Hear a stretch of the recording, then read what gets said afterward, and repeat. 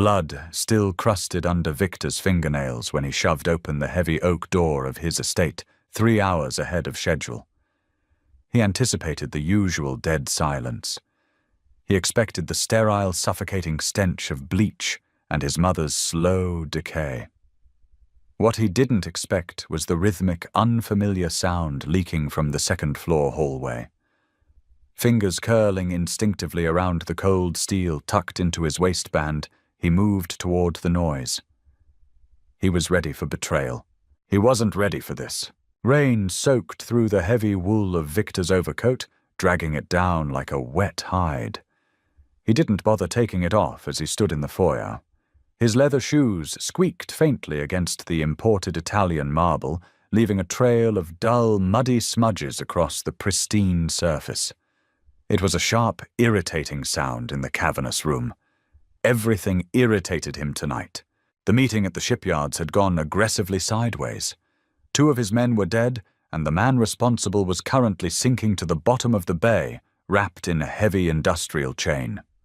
The metallic tang of adrenaline and dried blood still coated the back of Victor's throat. It was a familiar flavor, one he usually washed down with a neat pour of single malt the moment he crossed the threshold of his home. But tonight his bones felt hollowed out.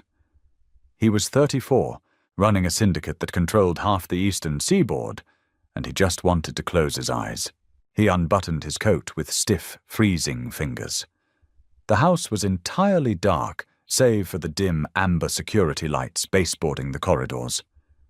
His mother's night nurse wasn't due for another hour, which meant the day maid was still on duty. A girl his underboss had hired 3 weeks ago.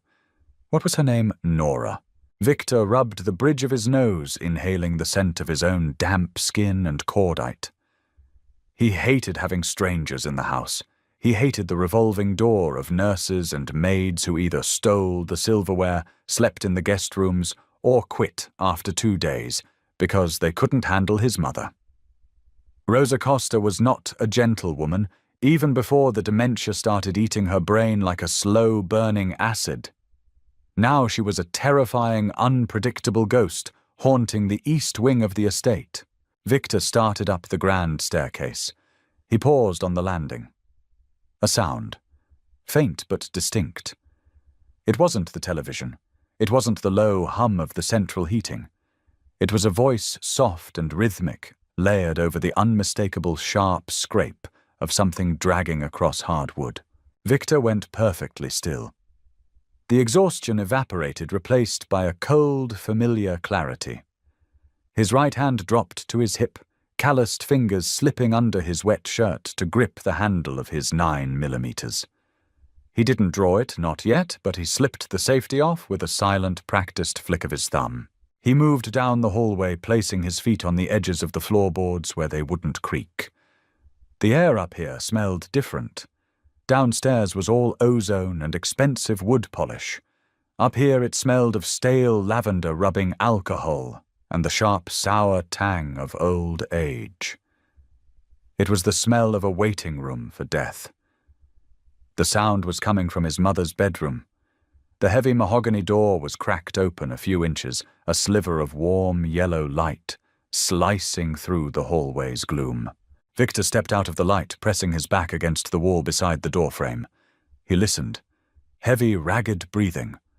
A wet, choking gasp. Then a sudden, violent shatter of glass. Victor's heart gave a single hard thump. He spun around the doorframe, kicking the door wide open, his gun raised and leveled at the center of the room. He expected a hitman. He expected a burglar tearing through his mother's jewelry box. He expected the daymaid pressing a pillow over Rosa's face to stop her from screaming. Instead, the scene before him made his finger freeze on the trigger. He stopped breathing entirely. The room was a disaster. The heavy bedside lamp had been swept off the nightstand, its ceramic base shattered into a dozen jagged white teeth across the Persian rug. The bedsheets were violently tangled, half-dragged onto the floor. In the corner, wedged between the heavy oak wardrobe and the wall, sat his mother. Rosa's thin, blue-veined legs were pulled tight to her chest. Her silk nightgown was torn at the shoulder. In her trembling, liver-spotted hand, she gripped a large, razor-sharp shard of the broken lamp. She was brandishing it like a knife, her eyes wide, glassy, and completely feral. And 3 feet away from her, kneeling on the glass-covered rug, was the maid. Nora. Victor didn't lower his gun. He stood frozen in the doorway, a shadow soaked in rainwater trying to process the visual data. Nora wasn't screaming. She wasn't running away. She was wearing a cheap plain grey dress, the knees soaked with spilled water from a knocked-over pitcher. Her dark hair had escaped its messy clip, falling across her face. And she was bleeding. A slow, thin line of crimson tracked down from a fresh, shallow cut on her cheekbone, dripping off her jaw onto the white collar of her dress. Rosa had cut her. Victor knew what happened next in this scenario. He had seen it 4 times before. The caretaker would panic. They would yell for security. They would grab Rosa by the wrists, force her down, and inject her with enough lorazepam to drop a horse, leaving her a drooling, sedated husk for the next 3 days. Victor stepped forward, his mouth opening to bark an order to call his men upstairs. "Don't," Nora said. She didn't look at him. She didn't even turn her head. Her voice was low, gravelly, and entirely stripped of panic. It was a command. Victor blinked. Don't, no one spoke to him like that. Men died for looking at him with the wrong posture. Nora kept her eyes locked on Rosa. She raised both her hands, palms open, completely empty. She didn't inch backward. She moved forward, shifting her knees over the broken ceramic. Victor heard the sickening crunch of glass under her kneecaps, but Nora didn't wince. "I know," Nora whispered, leaning in closer to the terrified old woman. "I know they're coming, Rosa. You have to hold the perimeter. I know." Victor lowered the barrel of his gun towards the floor, his brow furrowing. "Hold the perimeter. They took the keys." Rosa hissed, her voice a fragile, rattling wheeze. She waved the jagged ceramic shard blindly. "They took the keys to the cellar. He's down there. My boy is down there. The rats are going to get him." A physical blow to the stomach would have hurt less. Victor's jaw locked so tight his teeth ground together. She was talking about him. An incident from 30 years ago when a rival family had locked a 4-year-old Victor in a meat cellar for 6 hours before his father slaughtered them. He hadn't known his mother even remembered that. He thought the disease had wiped it all clean. "They won't get him," Nora said evenly. She reached out, slowly, deliberately. "You locked the heavy door, remember? You put the iron bar across it. The rats can't chew through iron, Rosa." Rosa's wild, panicked eyes darted to Nora's face. The old woman's chest heaved. "Iron. Solid iron." Nora lied, her voice an anchor in the chaotic room. "But you need to give me the glass. If you cut your hand, you won't be able to lift the bar when it's time to let him out. Give it to me. I'll keep it sharp." Victor stood by the doorway, his wet coat dripping quietly onto the floorboards. He watched, entirely immobilized by an ugly, suffocating wave of uselessness. He was a man who solved problems with violence, money, and intimidation. He had tried throwing money at his mother's illness. He had tried shouting at her when she forgot him. None of it worked. He watched as his mother stared at the bleeding girl. Rosa's breathing began to slow. The vicious, desperate grip on the ceramic shard loosened. Nora didn't snatch it. She waited. She let Rosa hand it to her. As soon as Nora had the glass, she tossed it gently aside. Then, without hesitation, she wrapped her arms around the frail, sweating old woman, pulling Rosa's head against her chest. Rosa didn't fight. She collapsed against the maid, letting out a long, ragged sob that sounded like dry leaves being crushed. Nora rocked her, just slightly. She lifted a hand, gently stroking the sparse white hair at the nape of Rosa's neck. Victor backed up. He didn't want to see this.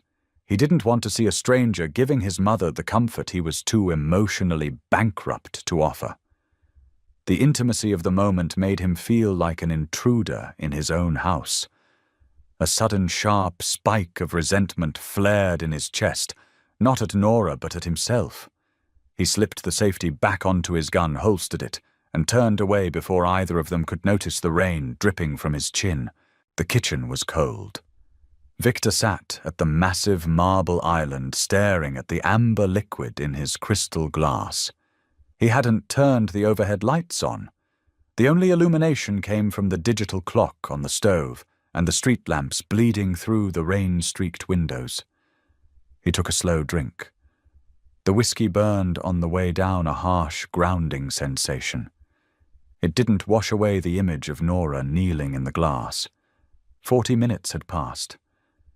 The house was quiet again. Footsteps sounded in the hallway. Soft, cautious, but not trying to hide. Nora stepped into the kitchen. She had changed out of her wet, ruined uniform into a faded grey sweater and loose jeans. She carried a small plastic first aid kit in one hand. She stopped dead when she saw the massive silhouette of Victor sitting in the dark. She didn't gasp, but he saw her shoulders rigidify. "Mr. Costa," she said, her voice tight. "I didn't realize you were home." "Evidently," Victor said. His voice was a low, rough rumble. He didn't offer to turn on the light. He liked the dark. It leveled the playing field. "Sit down." Nora hesitated, her grip tightening on the handle of the medical kit.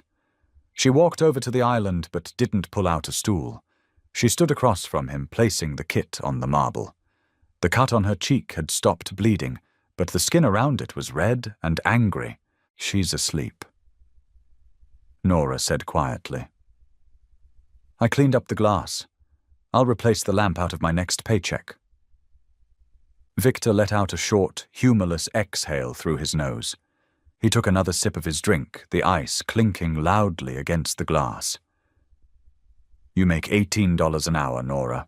That lamp was an antique from the Ming dynasty. It cost more than your life." Nora's expression didn't change. She didn't apologize. She just looked at him, her dark eyes reflecting the dim light. "Then you shouldn't have put it on a wobbly nightstand next to a woman with advanced neurodegeneration." Victor's hand stopped halfway to his mouth. He slowly lowered the glass, staring at her. The silence in the kitchen stretched, pulled taut like a wire. Women in his world did not speak to him like that. They flattered him. They feared him. They wanted his money or his protection. This girl with her thrift store sweater and bleeding face was looking at him like he was a slightly dim-witted child who had left a toy on the stairs. "You're bleeding," he noted, keeping his tone dangerously flat. Nora reached up, touching the cut with her fingertips. She winced slightly, inspecting the faint smear of red on her skin. "It's shallow. It'll heal." "She attacked you." She was terrified. "She's crazy." Victor snapped the word, slipping out sharper and crueler than he intended. It hung in the air, ugly and unretractable. Nora finally pulled out a stool and sat down. She popped the latch on the plastic kit, pulling out an alcohol wipe. "She's not crazy. Her brain is dying, Mr. Costa. Her reality is just fragmented. Tonight, her reality was 30 years ago, and she thought you were in danger. She was trying to protect you." Victor looked away, his jaw clenching. He stared at the rain lashing against the glass. "I don't need protecting. Not anymore." "She doesn't know that," Nora said quietly. She tore open the alcohol wipe. The sharp smell of antiseptic hit the air, cutting through the heavy scent of his whiskey. She pressed the pad to her cheek. She didn't hiss, but her breath hitched sharply. Victor watched her. He noticed for the first time the dark circles under her eyes, the bruised, exhausted slump of her shoulders. She looked just as tired as he felt, but there was a quiet, stubborn resilience radiating from her that he couldn't quite figure out. "Why didn't you call security?" he asked. "There are 3 armed men at the front gate. You have a panic button on your pager." "Because they would have restrained her," Nora said, discarding the bloody wipe. and peeling the back off a small bandage. And tying down a woman who already feels trapped is cruel. It makes the episodes worse the next time. The previous nurses didn't care. Nora interrupted, looking up at him. She pressed the bandage to her cheek. They just wanted her quiet. You don't manage this disease by fighting it, Mr. Costa. You manage it by stepping into their world and guiding them out. Victor studied the rim of his glass. Where did you learn that Nora was quiet for a long time? She closed the medical kit, the plastic snapping loudly in the quiet room. My father, she finally said. Her voice had lost its professional distance, softening into something raw and incredibly sad. He died last year. Lewy body dementia. I took care of him until the end. Victor looked at her hands. Her knuckles were slightly red, the skin dry from overwashing. Working-class hands. Desperate hands. He knew why she hadn't quit today. She needed this job. She was probably drowning in medical debt from her father. He suddenly felt profoundly ashamed of his expensive whiskey and his imported marble floors. You got glass in your knees, he said gruffly. It wasn't an apology, but it was an acknowledgement. Nora stood up, taking her kit. I pulled the pieces out in the bathroom. It's fine. She paused, looking at his damp coat, the shadow of exhaustion on his face, and the dark, dried blood staining his cuticles. She didn't ask what he did for a living. Everyone in the city knew who Victor Costa was. You should get some sleep, Mr. Costa. It's been a long night. She turned and walked out of the kitchen. Victor sat alone in the dark for a long time. He listened to the rain. He finished his drink, and for the first time in 3 years, he didn't dread the thought of going upstairs. Morning dragged itself through the heavy velvet curtains, casting sharp, blinding slices of sunlight across Victor's bedroom floor. He woke up fully clothed on top of his comforter, his neck cramped at a vicious angle. His mouth tasted like pennies and stale alcohol. Rolling his shoulders, he listened to the wet pop of his joints. The physical toll of the last 36 hours settled deep into his lower back, a dull, throbbing ache that reminded him he wasn't 25 anymore. He stripped out of his wrinkled slacks and damp shirt, tossing them into a pile near the closet. In the master bathroom, he turned the shower handle all the way to cold. The freezing water hit his skin like a firing squad. He braced his hands against the slick obsidian tiles, letting the icy spray beat the exhaustion out of his skull. As he scrubbed the remnants of dried blood from under his fingernails with a stiff bristle, brush his mind drifted back to the shattered lamp, to Nora kneeling in the glass. He shut off the water. The silence in the house was heavy expectant. Downstairs the estate felt different. The air was usually stagnant in the mornings, heavy with the scent of floor wax and the faint, lingering odor of his mother's medical supplies. Today it smelled of sizzling butter-roasted garlic and dark roast coffee. Victor tightened the belt of his robe and walked toward the kitchen. Nora stood at the stove. She wore a clean uniform today, a navy blue dress with a crisp white apron, though her posture was stiff. She shifted her weight primarily to her left leg, favoring the knee she had knelt on the night before. The bandage on her cheek was fresh, a stark white rectangle against her pale skin. She was scrambling eggs in a cast-iron skillet, moving the spatula with a slow, mechanical rhythm. Victor didn't announce himself, but the hairs on the back of Nora's neck seemed to prickle. She glanced over her shoulder, her dark eyes locking onto his massive frame in the doorway.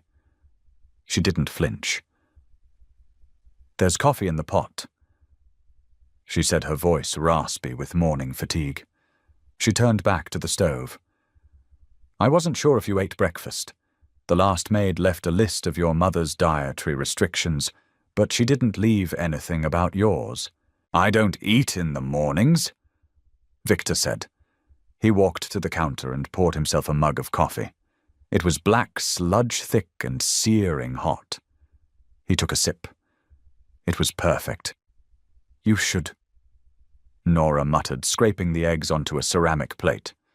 "Black coffee and whiskey on an empty stomach will burn a hole through your stomach lining by the time you're 40.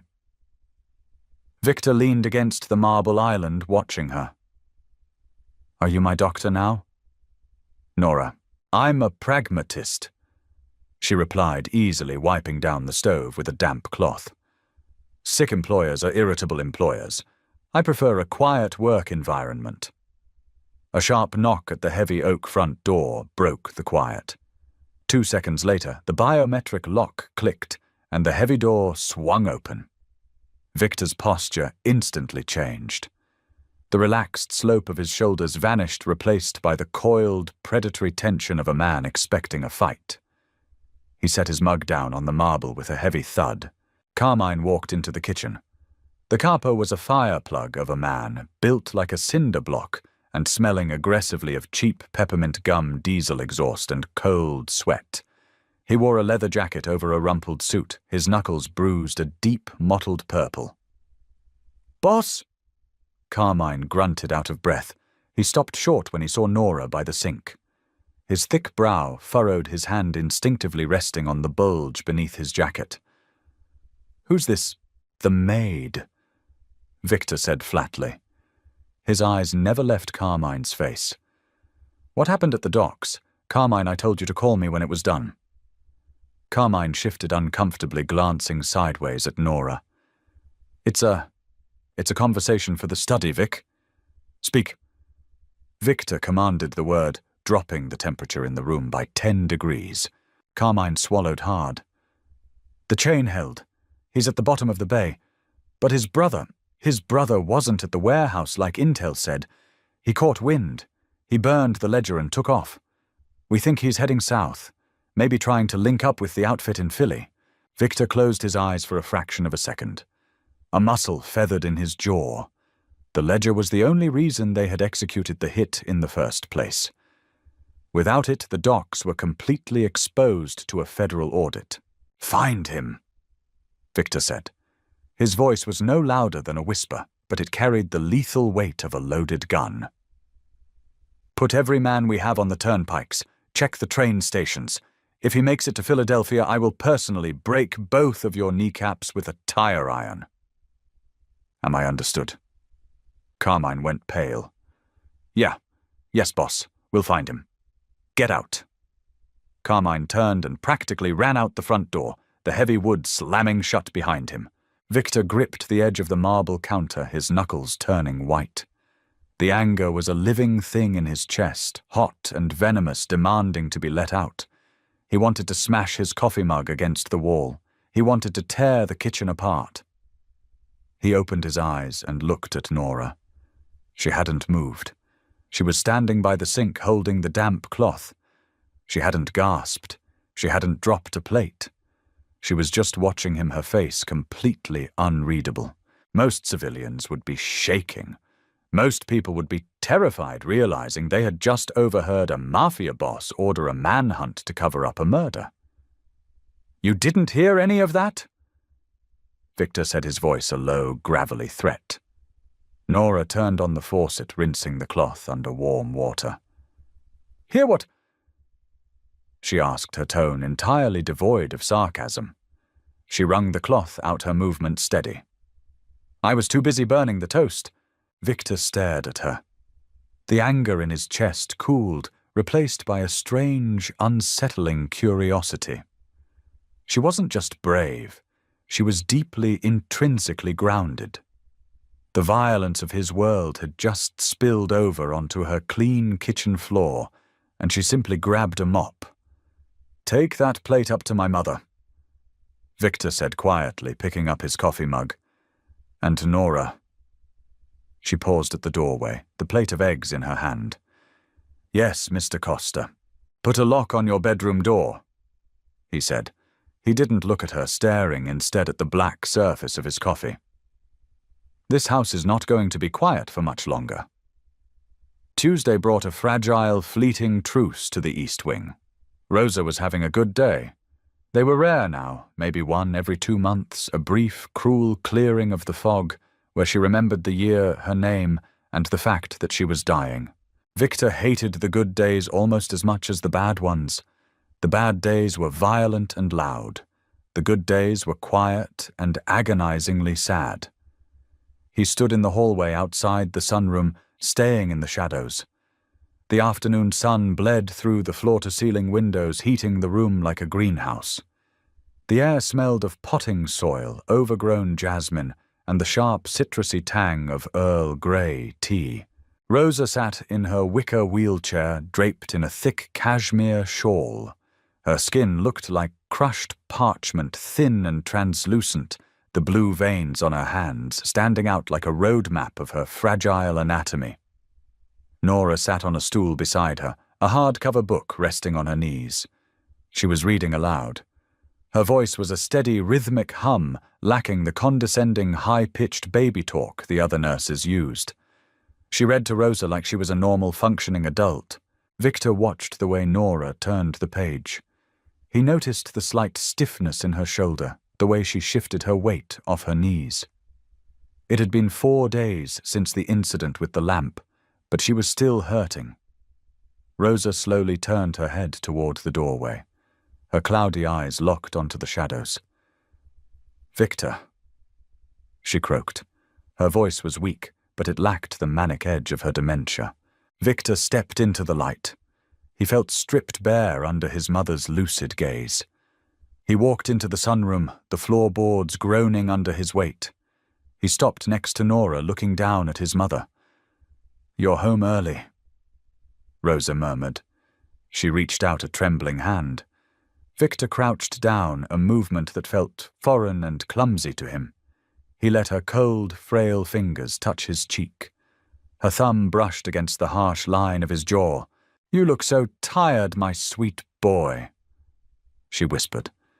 A tear pooled in the corner of her eye, tracking slowly through the deep wrinkles on her face. "You look just like your father. Too much weight on your shoulders.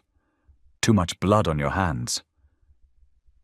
Victor swallowed over the lump of ground glass in his throat. "I'm fine, Ma. I know I'm leaving you," Rosa said, her voice cracking. "I can feel the pieces of my mind falling away. It scares me, Victor. I'm so scared of the dark in my own head." Victor's chest tightened violently. He didn't know how to fix this. He couldn't shoot dementia. He couldn't bribe death. He was the most powerful man in the city, and right now he was utterly, helplessly useless. "I'm here," he said softly, wrapping his large, calloused hand over her fragile one. "I'm not letting you go into the dark alone." Rosa offered a weak, watery smile. She closed her eyes, the exhaustion of lucidity pulling her back under. Within seconds, her breathing leveled out into a shallow sleep. Victor stayed crouched for a long moment, simply listening to her breathe. When he finally stood up, his joints ached. He looked at Nora. She had closed the book, her eyes fixed on the potted jasmine in the corner, giving him as much privacy as the small room allowed. "Come to my study," Victor said quietly. He didn't wait to see if she followed. He walked down the hall, his boots heavy on the rugs. His study was a fortress of dark mahogany leather and cigar smoke. He walked behind his massive desk and pulled open a drawer. Nora stepped into the room a moment later. She stood near the door, her hands folded in front of her apron. Victor pulled out a thick manila envelope and tossed it onto the center of the desk. It landed with a heavy, substantial smack. "What is that?" Nora asked, her voice guarded. "It's $42,000, Victor said. He leaned back in his leather chair, watching her. "In untraceable cash." Nora's gaze dropped to the envelope, then slowly dragged back up to his face. "Why?" "I had my guys look into you," Victor said, his tone casual, though his eyes were sharply analytical. "You have $38,000 in medical debt from your father's hospice care. You're 3 months behind on your rent. You buy your groceries at a discount salvage store, and you walk 2 miles to the bus stop every morning because you can't afford to fix the alternator in your Honda. Nora's face drained of color. Her hands tightened into fists at her sides. A deep, ugly flush of humiliation crept up her neck, staining her collarbones. You investigated me. I investigate everyone who sleeps under my roof, Victor said coldly. Take the envelope. Pay off the hospital. Fix your car. Consider it a bonus for handling my mother. Nora stared at the money. It was salvation. It was the end of the crushing, suffocating weight she had been carrying for a year. She walked up to the desk. She looked at the envelope, her chest rising and falling in shallow, rapid breaths. Then she looked at Victor. Her dark eyes were blazing with a sudden, fierce anger that startled him. "Keep your money," she said, her voice shaking with quiet fury. Victor frowned. "Don't be stupid, Nora. It's pride talking. Pride doesn't keep the lights on." "It's not pride," Nora snapped, leaning over the desk, invading his space in a way no one ever dared. He could smell the faint scent of the cheap lavender soap she used. "It's survival. In your world, a gift is never just a gift. A favor is a leash. If I take that money, you own me. You think you can just buy my loyalty because I'm poor. I already pay for your loyalty." Victor growled, sitting forward, his massive frame dwarfing hers. "You work for me. I clean your floors. I take care of your mother," Nora said, her voice dropping to a harsh whisper. "But I don't belong to you. I don't belong to the blood on your hands.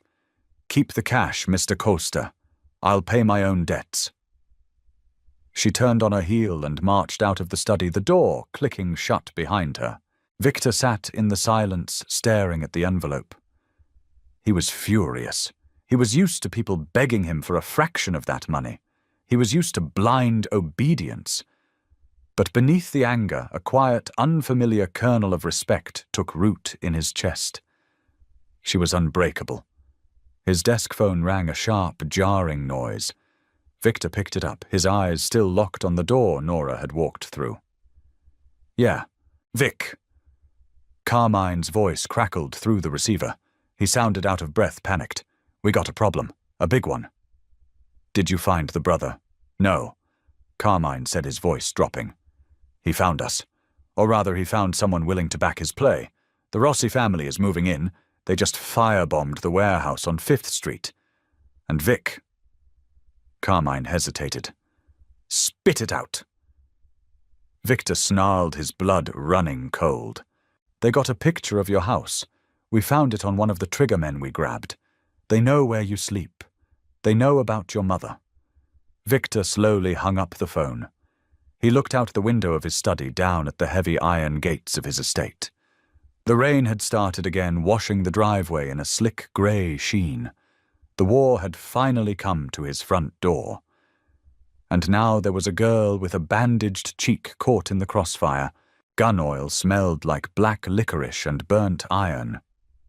Victor stood over his mahogany desk, systematically loading 12-gauge shells into the underbarrel of a matte black shotgun.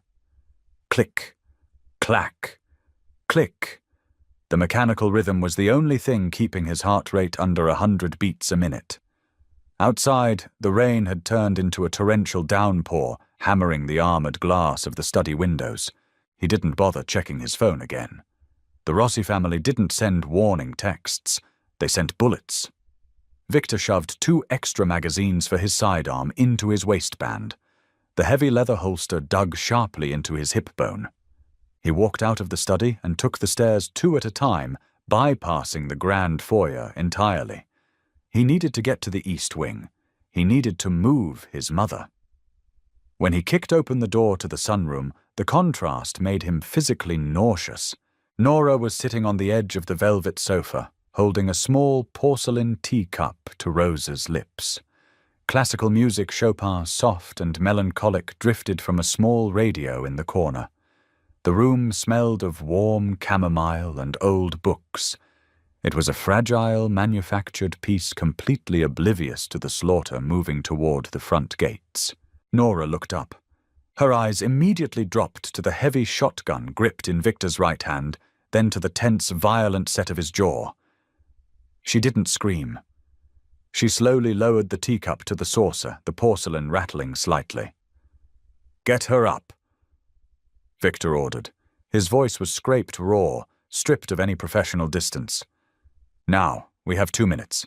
Rosa blinked, her cloudy eyes fixing on the gun. The fog in her brain thickened, twisting the present reality into a terrifying shape. "Victor, why do you have your father's hunting rifle? Is it the dogs again?" "We're going for a walk, Ma." Victor lied his chest tight. He stepped forward, grabbing the handles of her wheelchair. "Nora, grab her blankets. Nothing else." "Where are we going?" Nora asked. Her voice was steady, but her hands moved frantically, gathering the heavy cashmere shawl and draping it over Rosa's thin shoulders. "The cellar," Victor said. Rosa let out a sharp, breathless shriek. She threw her frail arms over her head, her fingers digging into her thin white hair. "No, not the cellar, the rats. Victor, the rats are down there. They locked the door." Victor squeezed his eyes shut. A ghost of a memory, the smell of rotting meat, the terrifying, suffocating darkness, the scratching against the walls, clawed at the back of his mind. He pushed it down. He had spent hundreds of thousands of dollars renovating that basement. He had ripped out the meat hooks. He had poured concrete over the dirt. He had turned it into a climate-controlled wine cellar. But the heavy, solid iron door from 1930 was still there. It was the only room in the house that could withstand C4. "Ma, please!" Victor choked out, trying to push the chair forward. Rosa locked her elbows against the wheels, fighting him, with a sudden hysterical burst of adrenaline. "Let go of the wheels, Ma. I have to get you downstairs." "No," Rosa sobbed, thrashing against the chair. "I won't let them put you in the dark." Victor looked at Nora, panic bleeding through his icy facade. He was a man who commanded hundreds of armed enforcers, but he couldn't force his dying mother down a hallway without breaking her fragile bones. Nora dropped to her knees in front of the wheelchair, completely ignoring the shotgun in Victor's hand. She grabbed Rosa's thrashing wrists, holding them firmly, but not painfully. "Rosa, look at me," Nora commanded. Her voice sliced through the hysteria, sharp and grounding. "Look at my face." Rosa's wild, rolling eyes snapped to Nora. "The rats are gone." Nora lied flawlessly. She didn't blink. "Victor laid poison yesterday. Do you remember he swept the floors? He put up the iron bar. It's just wine down there now, and it's a storm. We need to go where the wind can't break the glass." Rosa's chest heaved. She looked at Nora's bandaged cheek, recognizing the face of the girl who had held her together 3 nights ago. The fight slowly drained out of the old woman's arms. "Just wine," she whispered. "Just wine," Nora promised. "But you have to let Victor push the chair." Rosa slowly uncurled her fingers from the wheels. Victor didn't waste a second.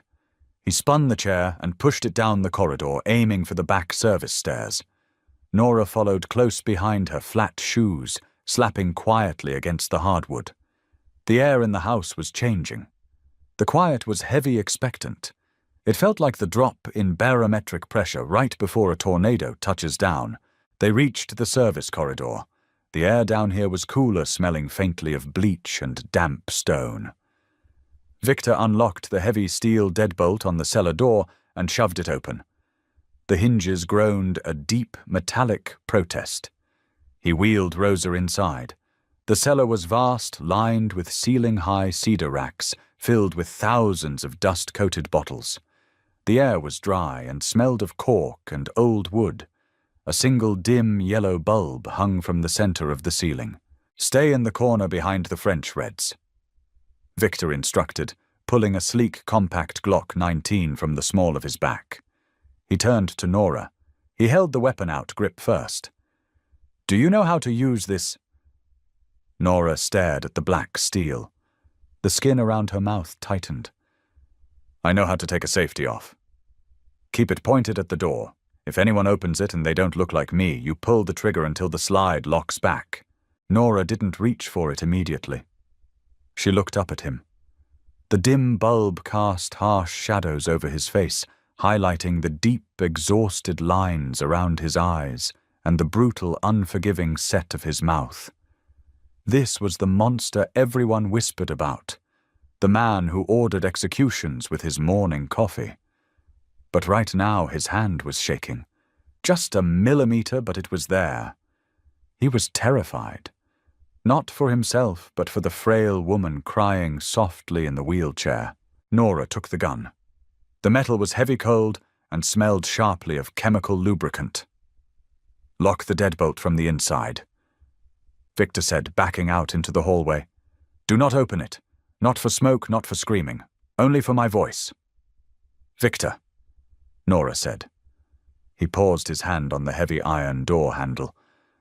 "Don't die," she said simply. It wasn't a romantic plea. It was a pragmatic, grounded statement. "She won't survive the grief if you don't come back down those stairs." Victor swallowed hard.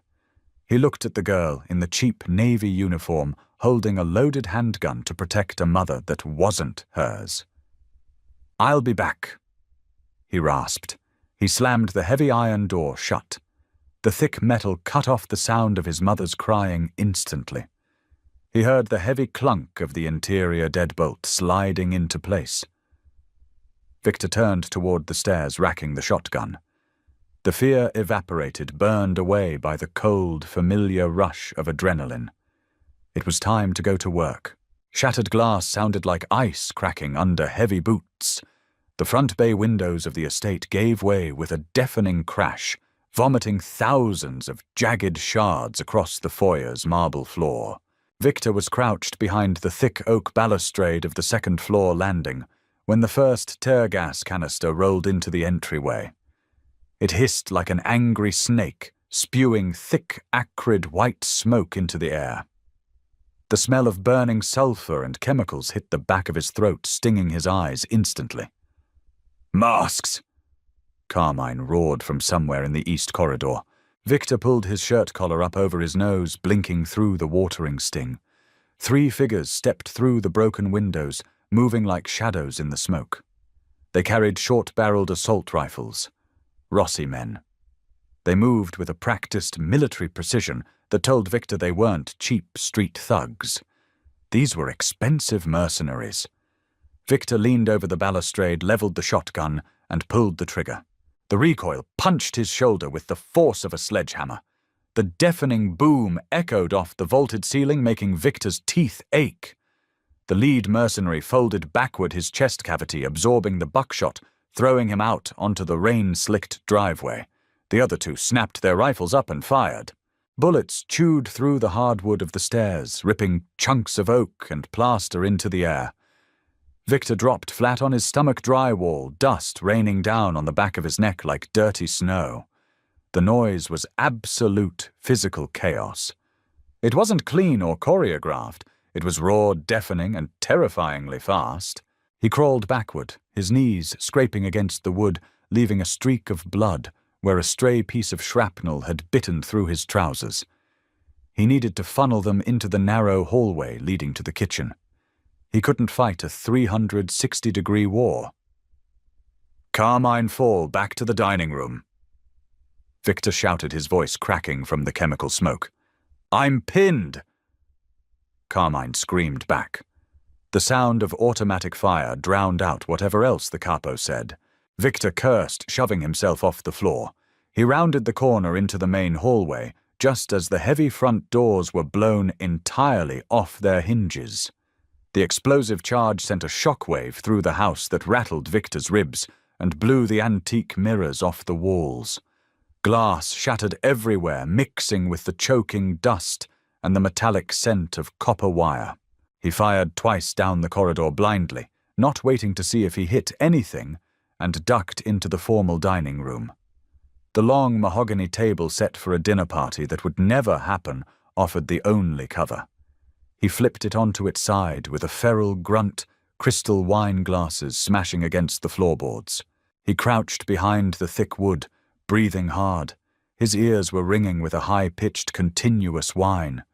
He could taste blood in his mouth from biting his tongue when the door blew. Footsteps crunched over the broken glass in the hallway. Slow, deliberate. Victor checked the shotgun. Empty. He tossed it aside and drew the 9mm from his hip. The metal grip was slick, with the sweat pouring down his palms. A shadow moved across the doorway of the dining room. Victor lunged, not firing, but tackling the man around the waist. They crashed onto the floor, rolling through the broken crystal and crushed plaster. The man was massive, smelling of stale sweat, cheap cologne, and gun oil. He grunted, swinging a heavy fist that connected directly with Victor's jaw. The world flashed a brilliant, blinding white. Victor's vision blurred, a sickening wave of vertigo washing over him. The metallic taste of blood exploded over his palate.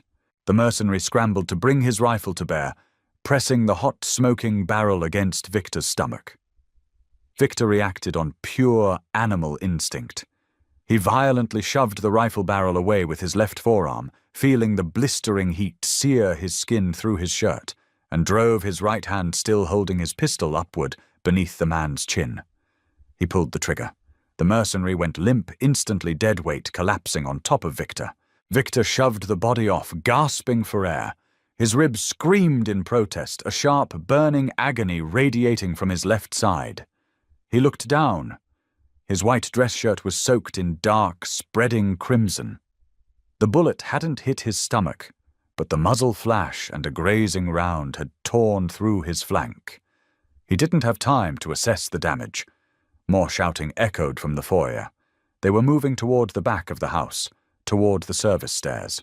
Panic, cold and absolute, finally pierced through Victor's adrenaline. "No!" he snarled, spitting a mouthful of blood onto the ruined rug. He staggered to his feet, leaning heavily against the wall. The house was unrecognizable.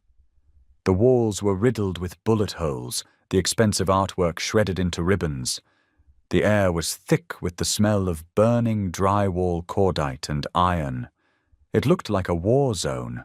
Victor limped into the hallway, his gun raised.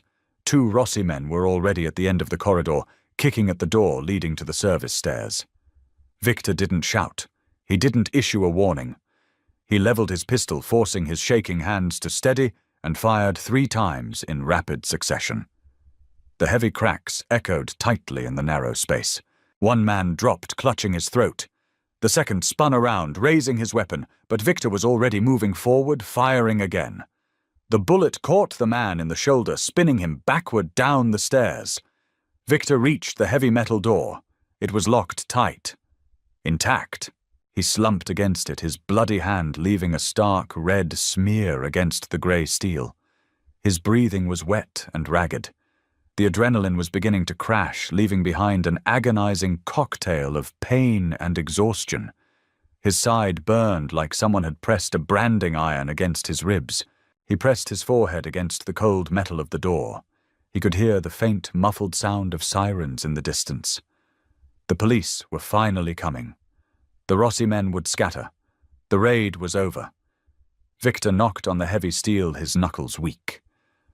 "Nora!" He rasped, his voice barely audible over the ringing in his ears. He coughed a wet, agonizing sound. "It's me. Don't open the door yet.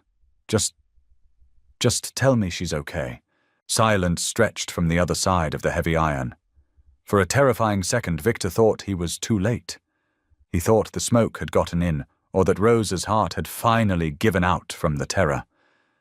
Then a soft, muffled voice filtered through the steel. "She's okay," Nora said. Her voice trembled slightly, lacking its usual pragmatic steel. "We're okay, Victor. Are you bleeding?" Victor closed his eyes, sliding slowly down the face of the door until he was sitting on the cold stone floor, his back braced against the metal. The blood from his flank pooled beneath him, soaking into his trousers. "A little," he lied, staring at the bullet-pocked ceiling of the corridor. The smell of burnt gunpowder hung heavy in his lungs, but beneath it he could almost swear he smelled the faint, ridiculous scent of old lavender. Just stay inside. Stay in the dark for a little longer. Blood loss felt entirely unglamorous. It wasn't a sudden heroic fade to black. It was a slow, sickening leak of body heat, leaving Victor shivering violently against the cold steel door. His vision fractured into static at the edges. The agonizing burn in his flank had dulled into a heavy, throbbing ache that pulsed with every wet, rattling breath he took. Footsteps pounded down the corridor, heavy, frantic boots crunching over pulverized drywall. Victor forced his eyes open, dragging his right hand up to aim the 9mm. The slide felt impossibly heavy. "Vic, boss!"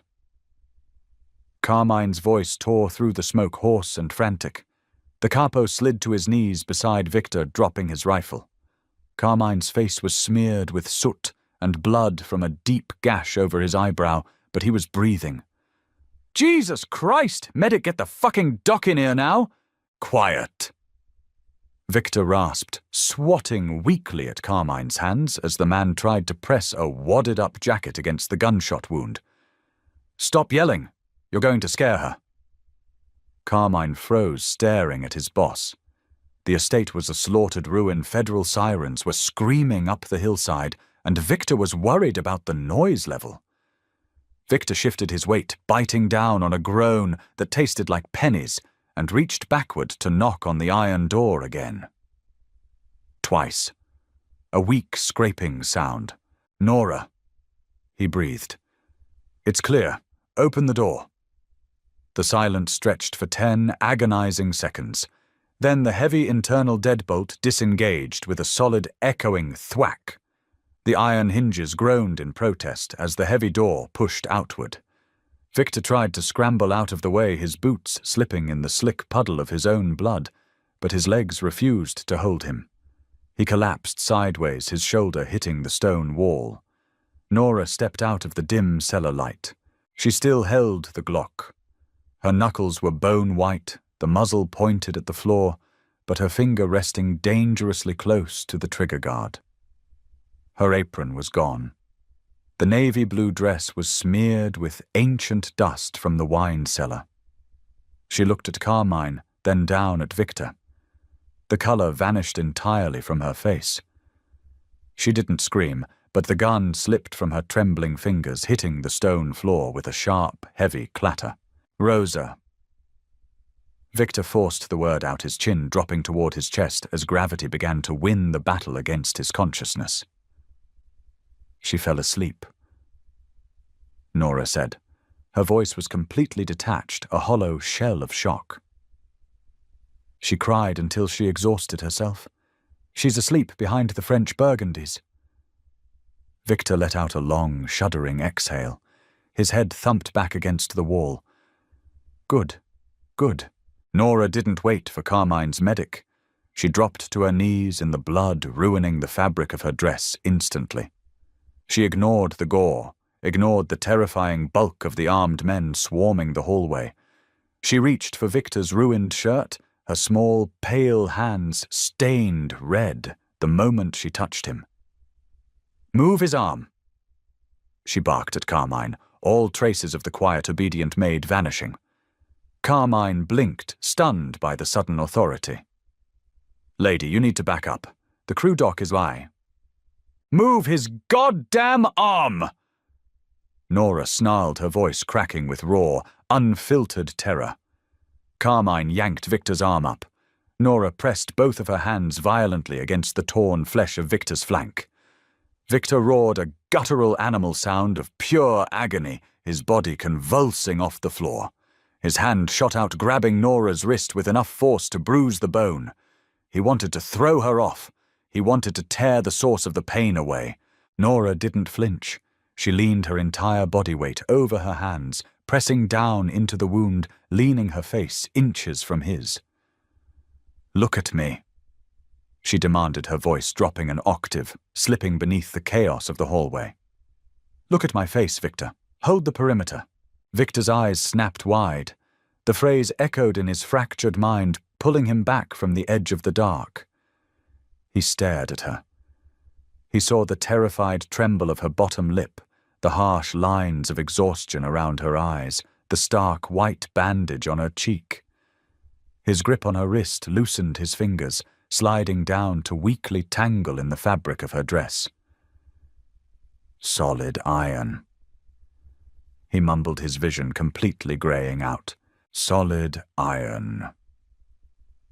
Nora whispered back, her tears finally spilling over, mixing with the blood and soot on his face. The dark rushed in, and Victor let it take him. Rain lashed against the reinforced glass of the downtown penthouse. It was a secure location, one of Victor's unlisted properties, 50 stories above the city. The air up here didn't smell like old wood or lavender. It smelled of industrial bleach, sterile gauze, and sharp, biting iodine. Victor sat on the edge of a king-sized mattress, his chest bare and wrapped tightly in thick white bandages. The crew doctor had dug the bullet fragment out of his flank 3 hours ago.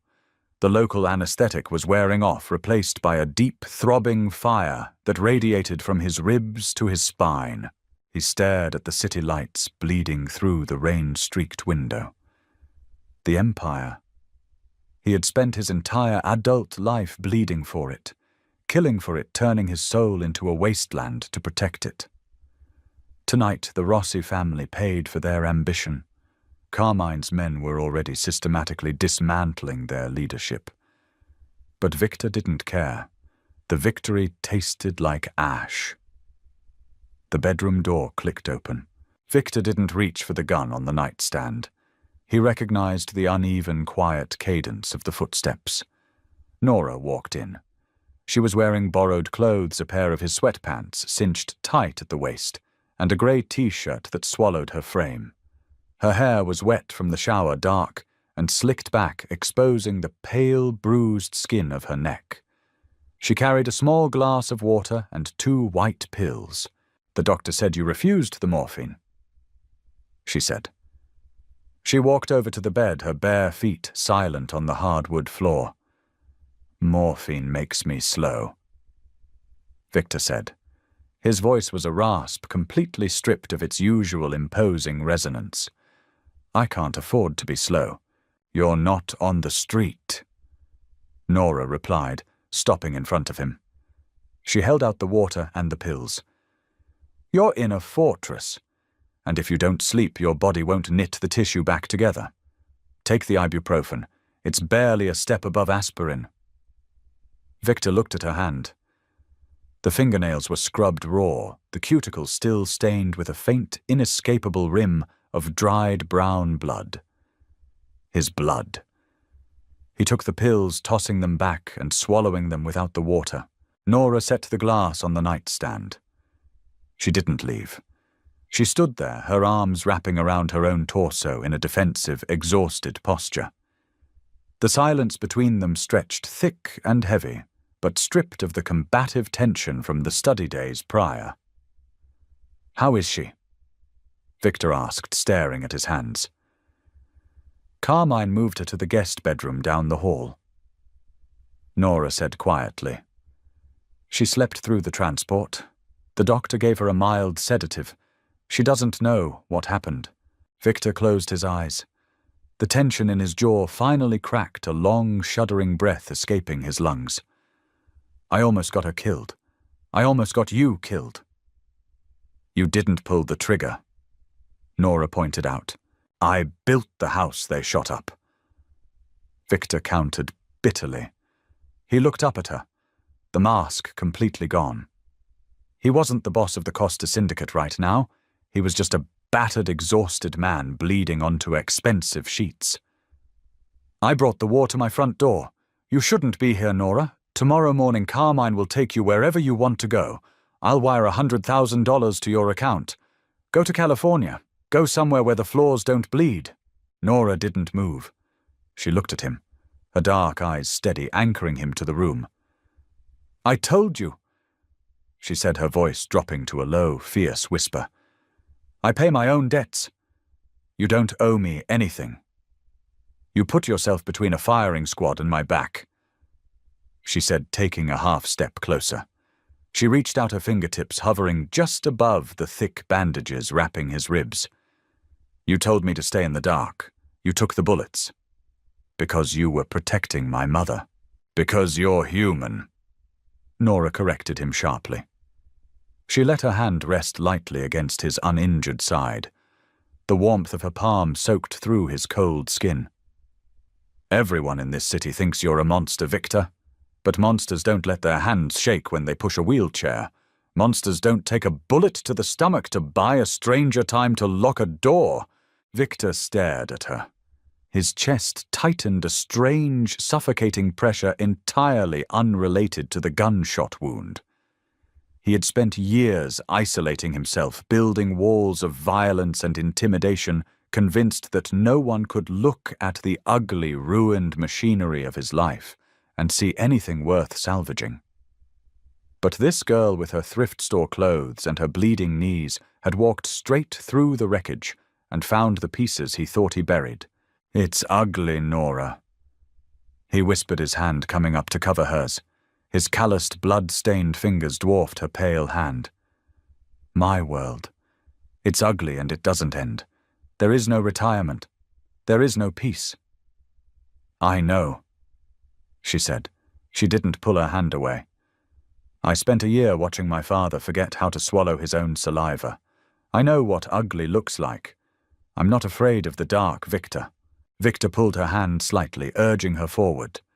Nora yielded, stepping between his knees. She didn't sit, but she leaned against him, her arms wrapping carefully over his uninjured shoulders. Victor buried his face against her stomach, the smell of cheap hotel soap and rain finally overpowering the metallic stench of the night. He wrapped his massive arms around her waist, mindful of his broken ribs, and held on with a desperate, terrifying grip. He wasn't holding a maid. He wasn't holding an employee. He was holding the only solid thing in a world that was constantly collapsing. Nora rested her chin on the top of his head. She reached down, her fingers threading through his dark, messy hair. It was a slow, grounding rhythm. Hold the perimeter, she whispered softly into the quiet room. Victor closed his eyes, the deep ache in his chest finally easing into a manageable rhythm. He pulled her closer, the steady beat of her heart pressing against his cheek. I got it, he murmured into the dark. I'm holding it. The scars we hide are often the ones that define us the most. If Victor and Nora's journey through the brutal, unforgiving darkness of the Mafia underworld resonated with you, don't let the story end here. Hit that like button to support the channel, share this video with someone who loves a deeply grounded, emotional drama, and make sure to subscribe so you never miss out on our next raw human story. Drop a comment below. What was your favorite moment of their survival? We want to hear from you. See you in the next chapter.